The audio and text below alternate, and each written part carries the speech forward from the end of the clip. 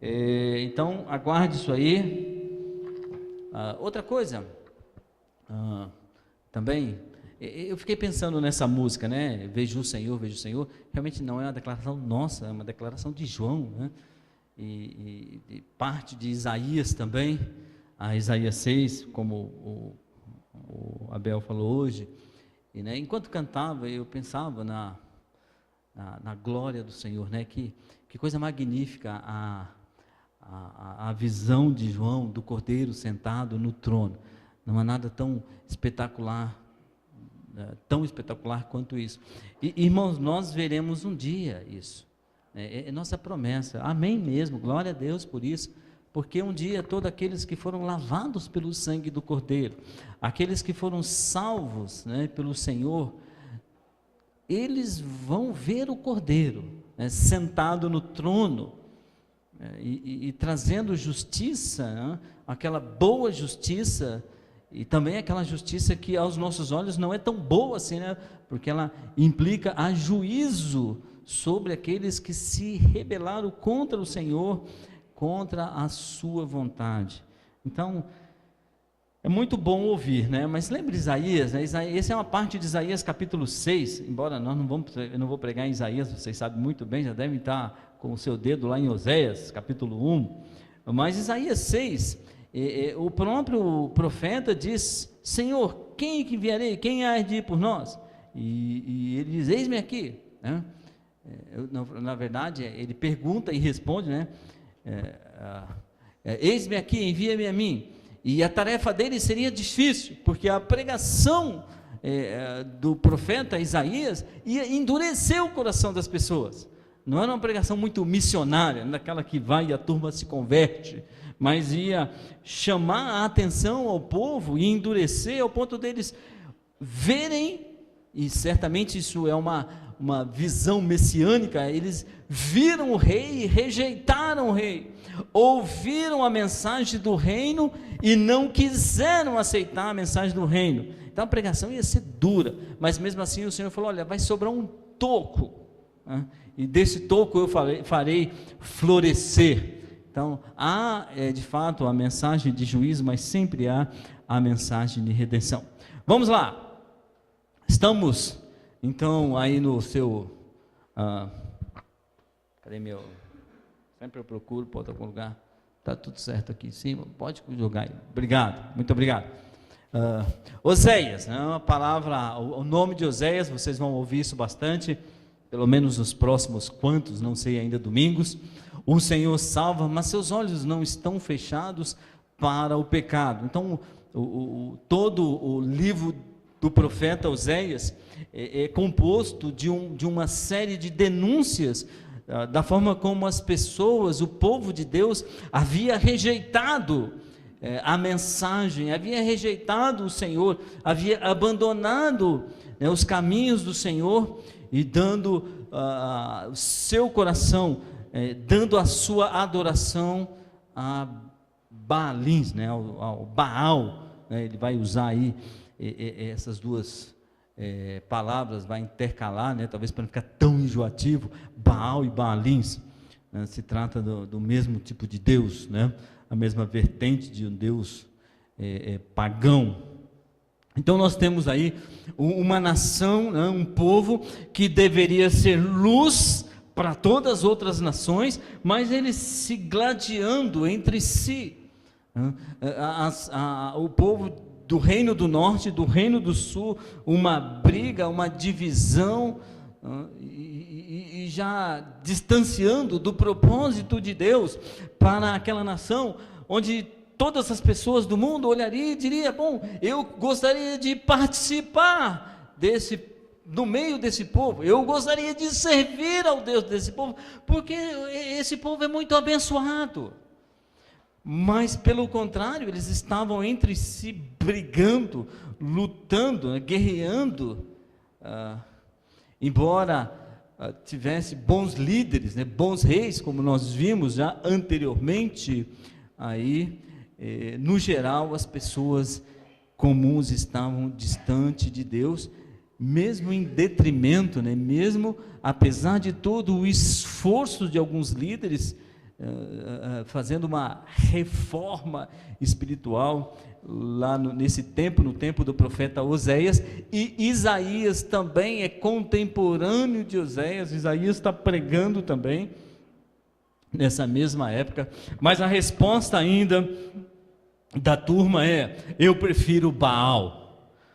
Baal é melhor do que o Senhor. Eu prefiro Baal, eu prefiro esse Deus que quando eu posso, quando eu tenho oportunidade, eu posso até tocá-lo, mas o Senhor quem o vê. E essa é uma percepção de um povo inclinado à idolatria, e eu já tenho lidado nas 2 últimas vezes também, só estou repetindo um pouquinho para a gente se inteirar aí, né? Se contextualizar, essa percepção da idolatria em nossos próprios corações hoje, né?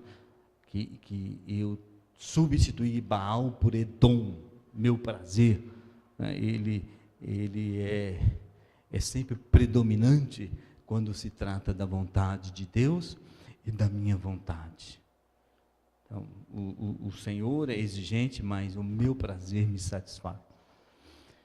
Então, o livro de Oséias vai correr por esses 3 elementos que você está vendo nessa frase aí. Deus, por meio da sua palavra, desse diálogo com o povo, em que Deus fala, o profeta fala, ele anuncia juízo, ele anuncia disciplina, e também, por causa da sua natureza misericordiosa, por causa do seu grande amor, por causa da sua graça infinita, ele também anuncia restauração. Por isso nós devemos ouvir a voz do Senhor. Essa era a grande expectativa no tempo do profeta Oséias, que o povo ouvisse a voz do Senhor. Embora Isaías ia pregar e o povo ia ouvir, mas não ia ouvir. Tem ouvidos, mas não ouçam, um trocadilho hebraico, né? Tem ouvidos, mas são incapazes de raciocinar sobre a mensagem poderosa de Deus. Mas se você estiver ouvindo hoje a voz do Senhor, arrependa-se, volte aos seus caminhos. Fala: Senhor, eu não quero abandoná-lo. Senhor, eu não quero ser parecido com o povo naquele tempo. O povo que abandonou seus caminhos. Aí no versículo 2 tem aquela ordem estranha que Deus manda, nós já tratamos isso também. Deus manda Oséias casar. Ele casa com uma mulher da vida, e isso representava claramente esse relacionamento de Deus com um povo, para Israel ter certeza: olha, vocês não tinham nada de especial não. Aliás, né, o que vejo em vocês é uma traição contínua, é um adultério contínuo em relação à minha vida com vocês, no que diz respeito ao meu relacionamento com vocês. Essa era a questão de Deus. Vocês sempre tiveram problemas. Então Israel era um típico comportamento, Gomer, né, a esposa de Oséias, era típico comportamento de Israel, né? E impressionantemente, se formos pensar hoje, nós não somos tão diferentes também. Às vezes nos achamos tão especiais, né? E até o mundo nos acha tão especiais.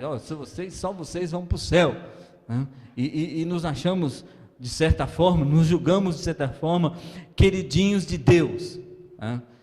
Lembre-se, não tem nada a ver.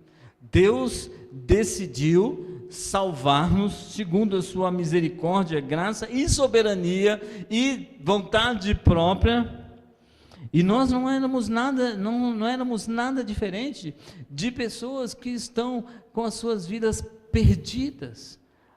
A diferença é que Deus interveio em nós e mudou nossa história, por causa da sua graça, Israel deveria enxergar isso. E se Israel enxergasse que eles não eram merecedores de absolutamente nada,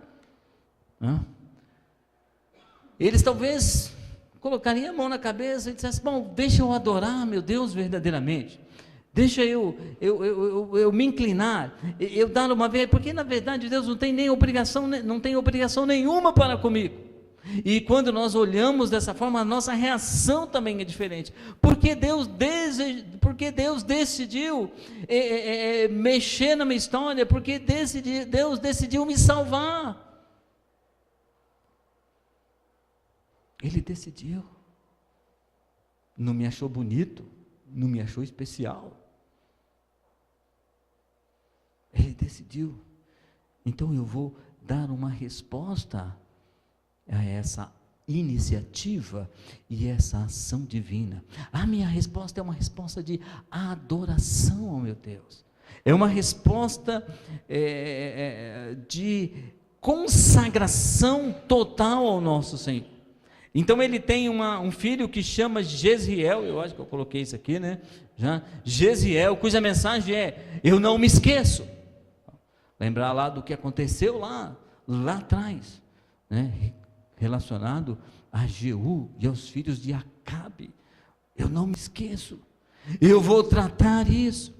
E nós temos aquela sensação muito passiva de achar que Deus não está pouco preocupado com as coisas que eu faço. E Ele está dizendo aqui no contexto de Oséias: eu não me esqueço, eu vou tratar no momento certo. E aí ele tem uma segunda filha, né? Está lá no versículo 6. Então, Oséias capítulo 1, versículo 6. Versículo 6 e versículo 7. E tornou ela a conceber.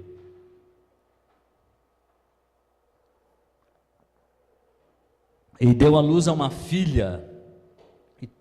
Ela que é Gomer, né, esposa de Oséias. E ele disse: põe o nome de Lo-ruama, porque eu não me tornarei mais a compadecer da casa de Israel, mas tudo lhe tirarei.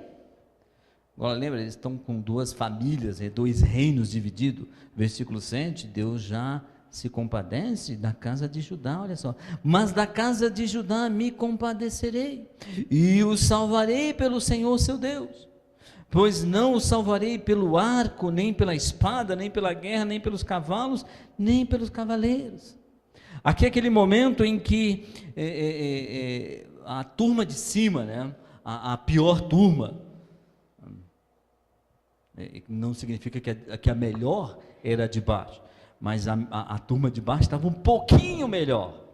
A turma de cima foi tirada, logo depois foi tirada dali e foi levada para fora da sua terra, foi servir a um outro reino, se tornaram escravos. E Deus fala: eu vou fazer isso com vocês, eu não vou me compadecer de vocês.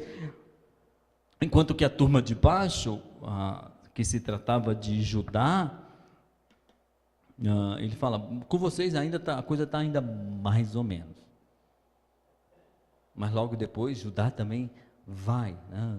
Só lembrar da Babilônia, de Daniel, essa turma é a turma de baixo aí. E a mensagem praticamente é essa aí que você está lendo, Lo-ruama, né? Significa não compadecida, não favorecida. Talvez algumas versões aí traz não amada, a tradução do nome de Lo-ruama intencional mesmo, onde essa menina passasse ali e alguém chamasse: ô Lo-ruama, por favor, não coloque o nome da sua filha de Lo-ruama, porque não é um bom nome hebraico, né? Mais ou menos como desgraçada. Você não vai colocar o nome da sua filha disso, né? Mas a mensagem, a tradução é essa, né? Não compadecida, não favorecida, não agraciada. Mas a mensagem é: minha paciência, ela está no limite com o meu povo. Por isso eu vou aplicar a disciplina necessária a esse povo escolhido. E como eu disse e destaquei aqui, Israel sempre pensou que ele era o povo, assim, a menina dos olhos de Deus. Apesar de Deus falar isso, mas ele não agia como. Então, Israel, bom, Deus, dentre tantas nações que existiam naquela época, o Senhor decidiu nos escolher. Então deve ter alguma coisa de especial conosco aqui. Isso é um conceito muito errado. E as pessoas que acreditam na doutrina da eleição, eu acredito na doutrina da eleição, que Deus decidiu escolher, Deus decidiu salvar. Às vezes tem uma compreensão, uma percepção errada a respeito disso. Elas dizem assim, bom, Deus me escolheu, beleza, agora eu vou, sim, fazer o que eu quero da minha vida. Porque aconteça o que acontecer, Deus empenhou a sua palavra e eu não vou para o inferno. Isso é uma falácia, isso é um grande erro. As pessoas que percebem o que Deus fez de maravilhoso, de gracioso para nossas vidas, essas pessoas realmente respondem com uma verdadeira adoração. Olha como estava a minha vida, olha que lixo era, e olha que caminho a minha vida estava tomando. Mas Deus, por causa da sua bondade, misericórdia, graça, interferiu na minha história e mudou o curso da minha história. E agora Ele me dá essa esperança. Mas o que Deus está dizendo aqui é o seguinte: Israel, eu não vou compadecer de vocês, eu vou tirar tudo de vocês. E Israel perderia logo depois todas as bênçãos que Deus prometeu lhe dar, porque foi um povo infiel. Isso tem muito a ver com aquilo que Deus havia prometido lá atrás, havia feito um acordo com o seu povo. Eu coloquei aqui, olha, uma aliança feita, uma aliança condicional com o povo de Deus. Está lá em Deuteronômio 28, e eu vou ler uns pedaços dela aqui. O que Israel teria?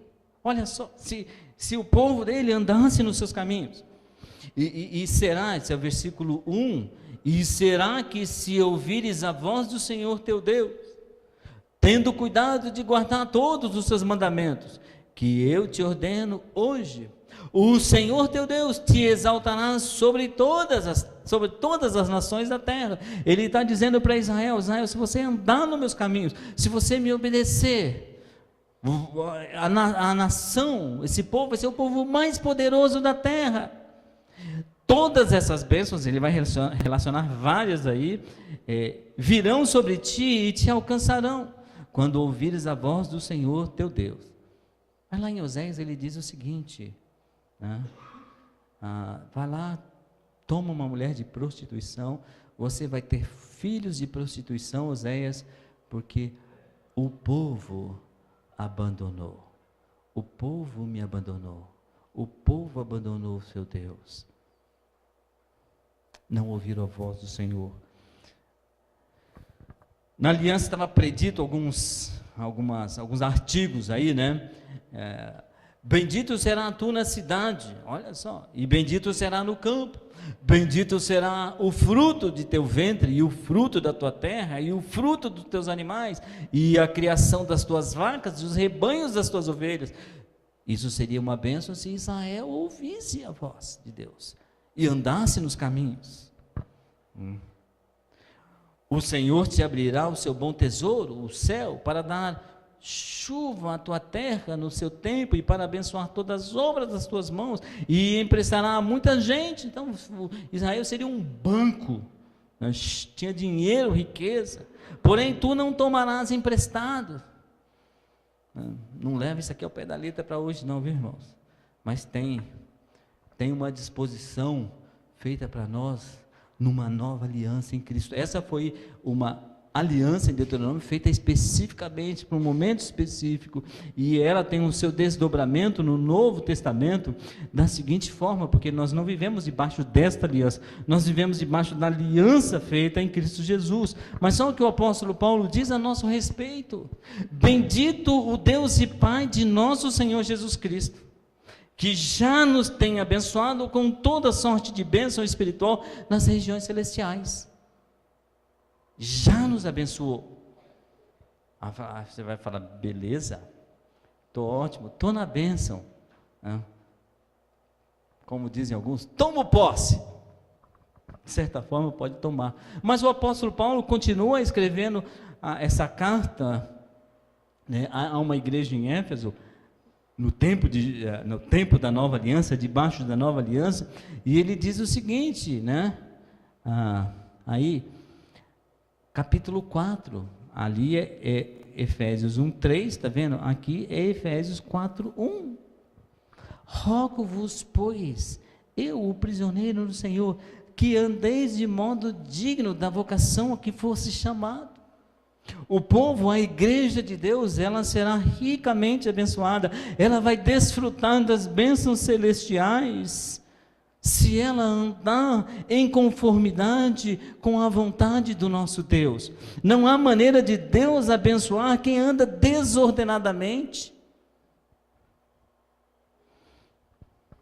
E quando nós pensamos na mensagem de Oséias, pregada naquele tempo, 750 anos mais ou menos antes de Cristo, 2.750 anos atrás, ela se torna relevante para nós, quando nós consideramos que da mesma forma que Deus exigia, debaixo de uma aliança, ao povo que andasse em santidade, em integridade, em consagração, em adoração ao único Deus, Deus espera que nós como crentes, nós como a igreja do século 21, andemos debaixo da nova aliança em Cristo Jesus, em santidade, em consagração, em devoção,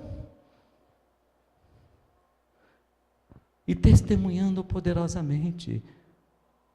Vejo o Rei, vislumbramos isso, vemos a glória de Deus. Eu gostaria de mais uma vez, irmãos, voltar para a cruz, para o sacrifício de Jesus Cristo. O maior apelo que eu posso fazer é tentar levá-los, né, e a mim junto com vocês, a cruz do Senhor, aquele sacrifício dele, a salvação que nos foi dada gratuitamente, mas que custou a preço de vida, a vida do Filho de Deus, aquela justificação, a declaração de inocentes em Cristo Jesus, embora nossa natureza fosse, nós nascemos com a natureza e com a culpa intrínseca, mas Ele graciosamente paga, nos liberta da escravidão, nos liberta da prisão, retira de nós a culpa. Deus nos libertou deste mundo, Deus libertou Israel do Egito, os libertou com mão poderosa, nos libertou com mão poderosa, também nos dando plena e poderosa salvação, nos deu uma vida eterna com Ele, nos deu uma visão de mundo que sem Cristo é impossível ter, nos deu sua paz, nos deu seu Espírito Santo, nos deu uma esperança viva neste mundo caído, derramou graça sobre graça em nós, e a pergunta é: qual é a minha resposta a isso? Deus a todo tempo, lá no livro de Oséias, vai denunciando uma postura ruim, pecaminosa, mostrando também que Ele é um Deus soberano, é um Deus criador, é um Deus que tira esse povo com mão plena e poderosa. E qual foi a resposta do povo? Nós queremos Baal. E muitas vezes nossa resposta é muito parecida. Eu prefiro Edom. Você já pensou nessa salvação tão grandiosa que você recebeu? Que inclui o perdão de todo o pecado, que inclui essa declaração de isenção de culpa inocente. Você pensou que ele fez as pazes, essa salvação trouxe paz entre mim e Deus, nos deu uma nova vida, nos levará junto para o Pai, nos dará a visão do trono, da glória do Senhor, nos deu satisfação plena enquanto eu estou aqui na terra. Pensou nisso? Qual é a minha resposta? Qual é a minha resposta? Israel respondeu: eu quero Baal, prefiro Baal. Mas hoje nós podemos responder diferente. Podemos adorar a Jesus unicamente, nos render à sua vontade, nos colocar diante dele, nos colocar diante da cruz, dar todo o nosso coração para Jesus, somente a Jesus. Entregar parte da nossa vida não é suficiente. Ele quer todo o nosso coração. Lohuama, minha paciência está no limite com o meu povo. Minha paciência já não suporta mais uma adoração fingida. Minha paciência já não suporta mais uma hipocrisia de vida. Minha paciência já não suporta mais uma indisposição de servir-me. Minha paciência já não suporta mais uma vida cristã infantil e imatura. Minha paciência está no limite. Mas dá uma olhadinha no versículo 7 de Oséias. Observa aí.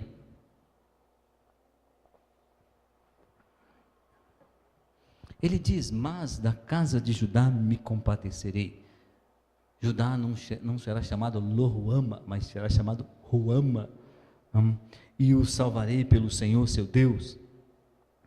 Não o salvarei pelo arco, nem pela espada, nem pela guerra, nem pelos cavalos, nem pelos cavaleiros.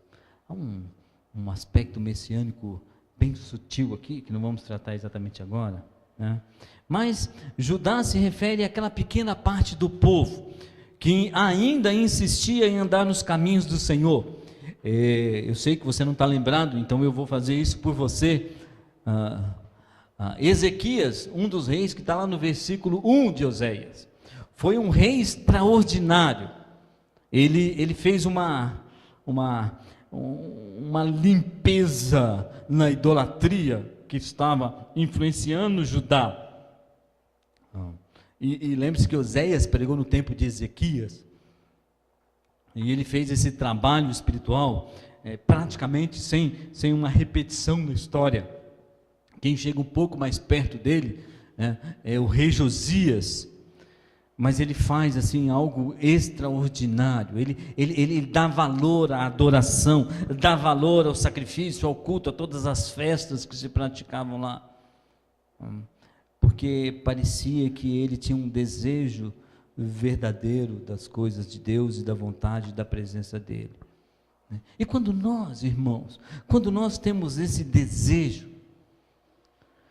e geralmente não é a maioria, não, é só dar uma olhada aí quantas pessoas, apesar da chuva, estão na praça, e quantas pessoas, apesar de não estar chovendo aqui, estão aqui dentro. É bem desproporcional, né? Porque as pessoas não querem nada com Deus. Mas há uma promessa de restauração, há uma promessa de esperança, de redenção. E para nós, o autor de Hebreus chama isso de descanso. E eu acho que eu selecionei aqui. Talvez nós vivamos em tempos mais difíceis ainda. E temos a percepção, aqueles que têm uma visão pessimista da história, que a história, que o mundo está piorando cada vez mais, as pessoas estão se deteriorando moralmente cada vez mais. né? E nós nos indignamos com isso. Aqueles que ainda lutam, aqueles que querem uma vida diferente, aqueles que querem tem ainda um pouco do reflexo da imagem de Deus em si, ampliada pelo Evangelho, né? Nós esperamos um descanso. Esse mundo nos cansa, de certa forma. E o autor de Hebreus escreve: portanto, resta um repouso, um descanso para o povo de Deus, né? E Jesus fala isso: vinde a mim, todos que estáis cansados. E quando nós olhamos o mundo, e até olhamos para nós mesmos, percebemos esse machucado, essa ferida que o pecado traz. Ele é muito cruel. O pecado arranca de nós todo o vigor físico, ele arranca de nós todo o vigor emocional, ele arranca de nós todo o vigor espiritual. O pecado nos leva para baixo, ele abate a nossa alma. O pecado é traiçoeiro, ele destrói toda a nossa dignidade. Ele rouba a nossa esperança, ele assassina a nossa alma, ele é um inimigo implacável, ele sobrecarrega nosso espírito e nossa mente, ele promove em nós medo e desespero. Eis a razão porque Adão, quando estava no jardim, pecou, tentou se esconder de Deus, e nós sentimos isso. É inevitável. Se você é um crente em Cristo Jesus, essas coisas estão fervendo ao nosso lado a todo momento. Ficamos indignados, algumas vezes pressionados, outras vezes sobrecarregados. Parece que a tarefa é grande demais. Queremos adorar nosso Deus, mas Baal, mas Edom está nos puxando para lá.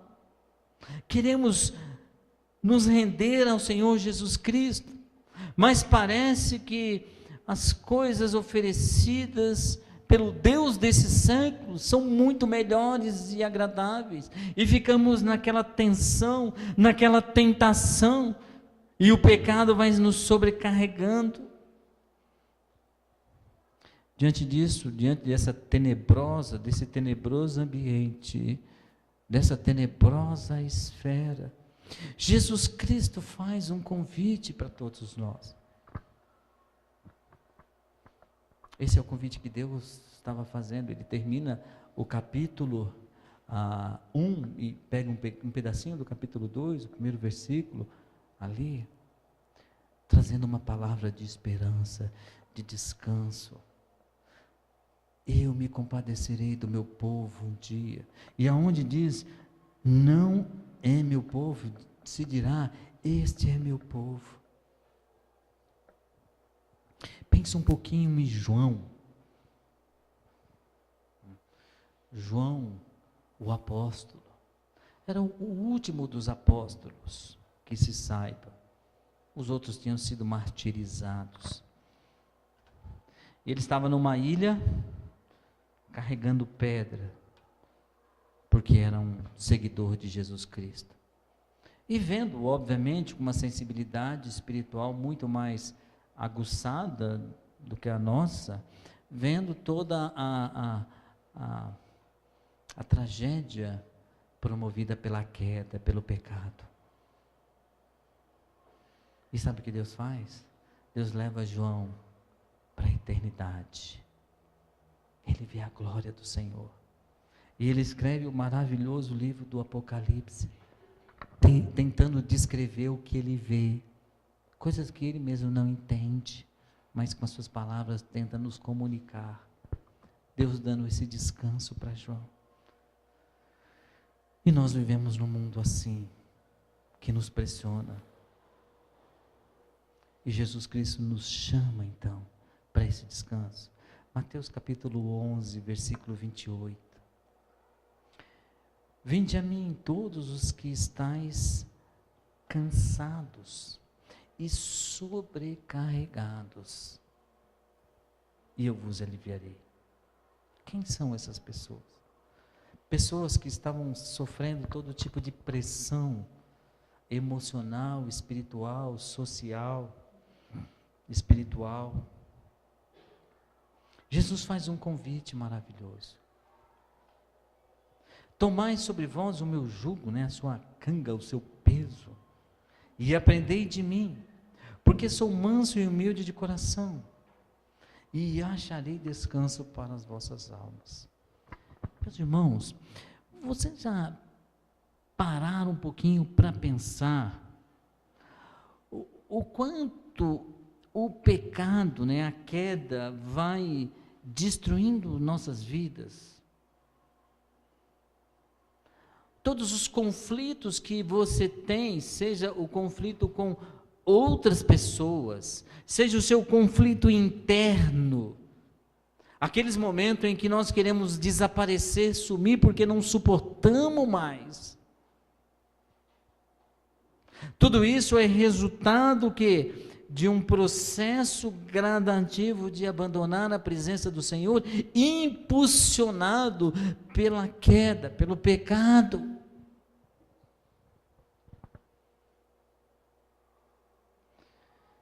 E como crentes, Jesus Cristo faz um convite para todos nós. Ele chama a mim, chama a você, para se aproximar dEle. A expressão, aprendam de mim. Lá no contexto de Oséias capítulo 4, Deus fala, o povo não tem conhecimento de mim, o povo não me conhece, não sabe quem eu sou, não consegue experimentar uma vida de satisfação. Por quê? Porque eles não me conhecem, eles me abandonaram. E o crente hoje talvez não consiga realmente esse descanso, não é anistia de problemas, mas é o descanso, essa satisfação. Por quê? Porque não conhece o Senhor. Talvez conhecemos só aquela parte em que nós mesmos falamos, não, Jesus Cristo é muito severo, Jesus Cristo exige muito das pessoas, exige sacrifício total, exige uma renúncia completa. Eu não quero um Deus assim, eu quero um Deus que deixe que eu ande à vontade. Mas pode ter certeza que quando servimos o Deus que nos deixa à vontade, Ele vai nos aprisionar lá na frente. Mas Jesus faz um convite totalmente diferente. Aprendei de mim, sou manso, sou humilde de coração. E Ele termina dizendo, achareis descanso para vossa alma. Eu não sei como é que anda o seu coração, que desespero tem tomado conta da sua vida. Mas se hoje você está ouvindo a voz do Senhor, talvez você disse, irmão, isso é exatamente o que está acontecendo, eu estou totalmente cansado, pressionado, eu estou longe do Senhor, eu não tenho aprendido a respeito de quem Jesus Cristo de fato é, desse coração compassivo, desse peso leve que Ele coloca sobre mim, e leva o meu peso, eu não estou totalmente perdido. Se você estiver ouvindo a voz do Senhor, não endureça o coração, como muitos fizeram no passado. Pode ter certeza que Deus quer fazer uma obra de avivamento na sua vida. Termino deixando essa mesma frase que coloquei no começo, Deus lá no livro de Oséias anuncia por meio da sua palavra o juízo, e Deus continua anunciando esse juízo até hoje sobre a terra. Deus anuncia a disciplina àqueles que conheceram a graça do Senhor Jesus Cristo, mas insistem em andarem servindo o seu Edom, o seu Deus, o seu Baal. E Ele também anuncia restauração. Aqueles que têm um coração sempre inconformado, aqueles que têm sede, fome de justiça, aqueles que falam: Senhor, como eu queria te servir mais, como eu queria ser mais servo, como eu queria ser um homem e uma mulher mais fiel ao Senhor. Deus promete a esses uma restauração, a esperança. Se hoje você ouvir a voz do Senhor, não endureça o seu coração. Arrependa-se. Arrependa-se. Baixe a sua cabeça, feche os seus olhos. Vamos falar com Deus. Obrigado, Senhor Jesus. Obrigado porque sua palavra escrita desde o princípio, ela vai sacudindo nossas vidas. Alguns de nós nem gosta, mas ela é necessária.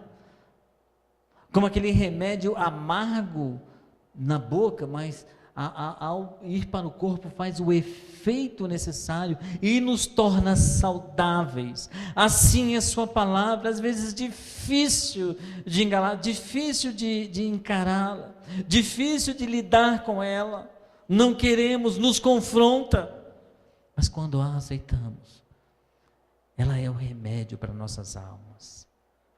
Ó Senhor Jesus, amoleça os nossos corações. Se hoje estamos ouvindo a sua voz, a nossa resposta é: queremos arrependimento, queremos contornar, voltar nosso caminho. Então nos ajude, Senhor, porque a nossa tentação vai ser fugir, correr, se afastar do Senhor, mas nós queremos, pelo contrário, Senhor, contemplar a sua majestade. Queremos nos submeter ao Senhor Jesus Cristo. Queremos ver o nosso Rei. Queremos ver a Jesus, o nosso Senhor. Que a misericórdia dele esteja sobre nossas vidas. Que a sua graça, infinita graça, também da mesma forma, atuando em nossos corações. Que a presença do Espírito Santo ministrando consolação também seja real para nós. E que toda a sua palavra produza em nós uma oposição ao sistema desse mundo, uma oposição ao pecado. E aí nós vamos adorar ao Senhor. É o que o Senhor deseja para nós. Não vamos traí-lo com os nossos balins, não vamos traí-los com os nossos retons, mas vamos servir ao Senhor com alegria e de todo o coração. Nos ajude, Pai, que vida maravilhosa. É quase dizer: eu vejo o trono. Muito obrigado. Que graça e misericórdia, paz esteja sobre seu povo e que a palavra do Senhor seja poderosa na vida de cada um de nós. Em nome de Jesus Cristo que eu oro. Amém. Amém. Amém. Deus abençoe, meus irmãos.